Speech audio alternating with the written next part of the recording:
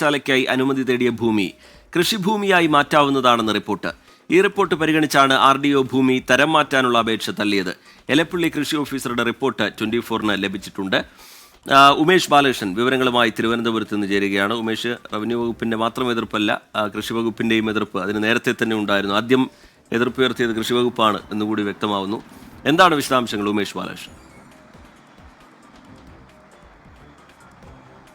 രജിത്ത്, RDOയുടെ റിപ്പോർട്ടിൽ തന്നെ കൃഷി വകുപ്പിന്റെ കൃഷി ഓഫീസറുടെ റിപ്പോർട്ട് കോട്ട് ചെയ്തിരുന്നു. അത് പ്രകാരമായിരുന്നു ഭൂമി തരം മാറ്റാനുള്ള അപേക്ഷ നിരസിക്കുന്നത്.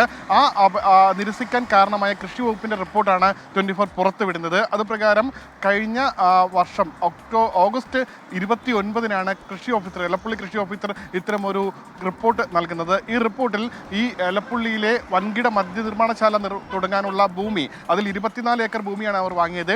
അതിൽ 4 ഏക്കർ ഭൂമി തരം മാറ്റാനായിരുന്നു റവന്യൂ വകുപ്പിന് അപേക്ഷ കൊടുത്തത്. എന്നാൽ ഈ 4 ഏക്കർ തരം മാറ്റാൻ അപേക്ഷ നൽകിയ ആ ഭൂമി ഇപ്പോൾ തരിച്ചു കിടക്കുകയാണെങ്കിലും എപ്പോൾ വേണമെങ്കിലും കൃഷിയോഗ്യമായ ഭൂമിയാക്കാൻ കഴിയുന്ന സ്ഥലമാണ്. അതുകൊണ്ട് തന്നെ തരം മാറ്റാൻ അനുവദിക്കരുത് എന്നുള്ള റിപ്പോർട്ടാണ് എലപ്പള്ളി കൃഷി ഓഫീസർ റവന്യൂ വകുപ്പിന് നൽകിയത്.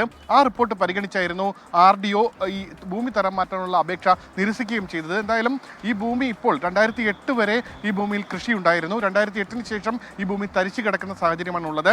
ആ സാഹചര്യത്തിൽ ഇപ്പോഴും കൃഷി ഇറക്കാൻ അനുയോജ്യമായ സ്ഥലമാണ്. ആ സാഹചര്യത്തിൽ അവിടെ മറ്റ് നിർമ്മാണങ്ങളോ, ഭൂമി തരം മാറ്റി അത് കരഭൂമിയാക്കി മറ്റ് നിർമ്മാണങ്ങളോ മറ്റോ നടത്താൻ പാടില്ല എന്നുള്ള നിർദ്ദേശം കൃഷി വകുപ്പ് മുന്നോട്ട് വയ്ക്കുന്നു. അതിൻ്റെ അടിസ്ഥാനത്തിലാണ് RDO ഉത്തരവിടുന്നത്. RDOയുടെ ഉത്തരവ് പ്രകാരം ആ ഭൂമിയിൽ ഇനി ഏതെങ്കിലും രീതിയിലുള്ള അനധികൃത നിർമ്മാണങ്ങളോ മറ്റോ നടക്കുകയാണെങ്കിൽ അത് റിപ്പോർട്ട് ചെയ്യാനുള്ള ഉത്തരവാദിത്വവും ഇപ്പോൾ എലപ്പള്ളി കൃഷി ഓഫീസർക്ക് നൽകിയിട്ടുണ്ട്. ഈ രീതിയിൽ ഏകദേശം 24 ഏക്കർ ഭൂമിയിൽ 4 ഏക്കർ ഭൂമി എന്തായാലും തരം മാറ്റാൻ കഴിയില്ല എന്നുള്ള കാര്യത്തിൽ ഇപ്പോൾ സ്ഥിരീകരണമായിരിക്കുന്നു. സാറ്റലൈറ്റ് ഇമേജുകൾ അടക്കം പരിശോധിച്ച ശേഷമാണ് കൃഷി ഓഫീസർ ഇത്തരമൊരു റിപ്പോർട്ട് സമർപ്പിച്ചത്. ശരി, ഉമേഷ് ബാലകൃഷ്ണൻ തിരുവനന്തപുരത്ത് നിന്ന് വിശദാംശങ്ങൾ നൽകുകയായിരുന്നു.